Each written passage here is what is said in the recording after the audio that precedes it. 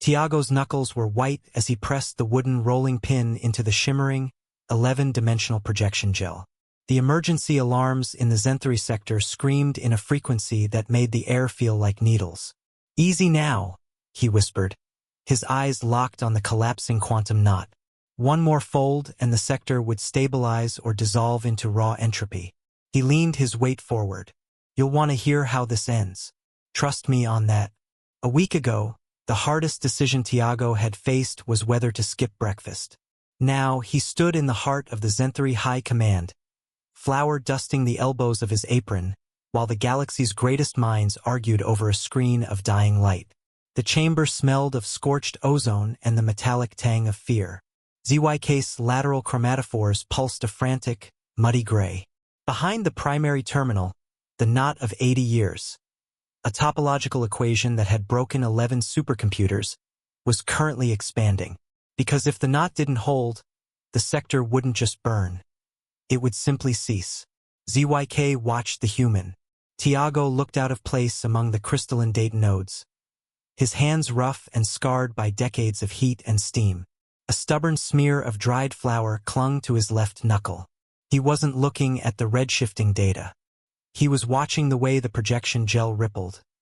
His head tilted as if listening to music only he could hear. "It's overproofed," Thiago said. A low hum.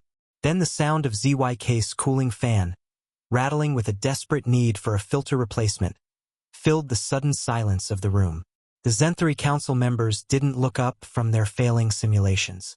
They had brought the human in only to provide sustenance during the final hours, a gesture of mercy for the crew who would never see the next planetary rotation. Thiago didn't wait for permission. He reached into his catering kit and pulled out a heavy cylinder of polished maple. A simple tool for flattening nutrients, yet he held it with a reverence ZYK didn't understand. "Excuse me," Thiago said, stepping toward the containment field, "but you're treating it like meth. You should be treating it like gluten." ZYK's primary processors were locked in a loop of despair. The Zenthari had spent generations trying to solve the fluid dynamics of the quantum core, building rigid algorithms that tried to cage the chaos. They saw the universe as a series of cold, logical gates. To see a human, a species that still relied on manual labor for basic caloric intake, standing before the pinnacle of their crisis felt like a cruel joke from the ancestors. Thiago paced around the projection tank. The gel inside was a viscoelastic fluid, a non-Newtonian nightmare that defied standard physics. It was the physical manifestation of the equation. As it destabilized, it began to knot in 11 dimensions, creating a gravitational anchor that was slowly pulling the station's atmosphere toward the core. "Why does your 3D model look like a loaf of bread that sat out too long?" Thiago asked, pointing a flour-dusted finger at the shimmering catastrophe. ZYK's gills flared in a sharp, rhythmic click of agitation. "It is a multidimensional topological manifold, human. It does not look like anything. It is the collapse of local reality."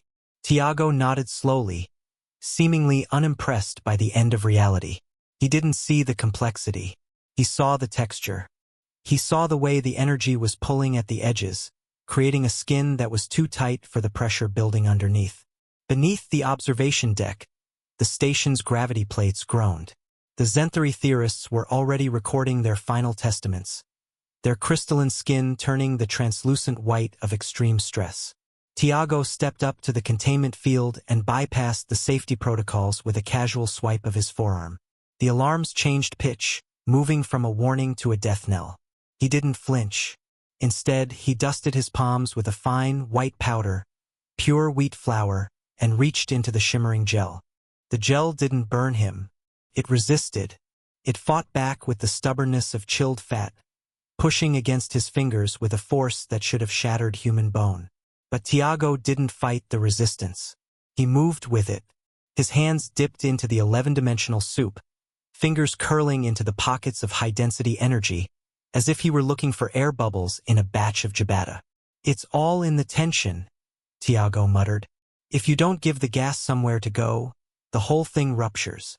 He placed his wooden rolling pin on the surface of the quantum knot. The wood, organic and simple, didn't trigger the station's anti-interference fields. It just sat there, a primitive cylinder resting on the edge of a cosmic catastrophe. Thiago's movements were hypnotic, a rhythmic dance of weight and friction that defied the frantic warnings of the Zenthari computers. He wasn't just pressing. He was dragging the rolling pin in a spiral that shouldn't have been possible in a three-dimensional workspace. The viscoelastic fluid of the quantum core began to exhibit non-Newtonian properties, thickening where he applied pressure and flowing like water where he let it rest.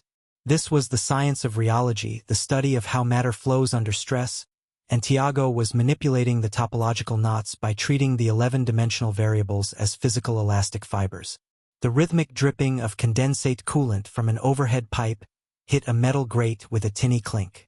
ZYK watched the data stream. The sensors were struggling to reconcile the physical movement of the wood with the shifting geometry of the manifold. But Thiago wasn't looking at the sensors. He was looking at his hands. They moved with the muscle memory of 20 years spent in a humid kitchen, sensing the proof of the universe through the palms of his hands. Every time the gel tried to snap back into a chaotic fractal, Thiago would catch the edge with a flick of his wrist, folding the energy back into itself. As the rolling pin moved, the chaotic fractals of the collapsing manifold began to align into a series of perfectly concentric rings that smoothed the jagged edges of the gravitational shear into a unified, stable field of energy that sang with a resonance the supercomputers had spent nearly a century trying to find. "How are you doing that?" ZYK hissed, his secondary heart pounding against his ribs. Thiago didn't look up. "If you fight the dough fights you. You have to wait for the window-pane moment." ZYK didn't understand. The Zenthari had spent 80 years trying to cage the energy with crystalline logic and cold, unyielding algorithms. They had built walls of math that the energy simply bypassed. Thiago was doing the opposite. He was inviting the energy to stretch, giving it a path to follow, and then gently guiding it into a loop. The knot yielded. The pressure in the room shifted. The high-pitched scream of the alarms began to drop, descending through the octaves until it became a steady, low-frequency thrum that synchronized with the vibrations of the wooden rolling pin.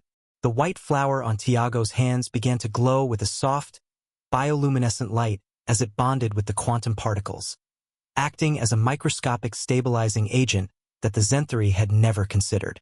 The minute hand on the primary terminal ticked toward the 2-minute mark. And now, under the silence of the dying alarms, Thiago leaned his weight forward for the final manipulation. He didn't use force. He used a slow, rolling glide that carried the edge of the 11-dimensional knot across the center of the manifold. He caught the shimmering energy between the wood and the projection gel, giving it one last, decisive twist. The monitors went black. Then, a single line of green text appeared, scrolling across the screens of every terminal in the sector. Stability achieved. Not resolved. The rolling pin stilled. Thiago pulled his hands back, his chest heaving with the effort. He wiped a bead of sweat from his forehead with his sleeve, leaving a smudge of flour across his brow. He looked at the perfectly smooth, glowing sphere of energy that now sat in the center of the containment field. It was no longer a knot.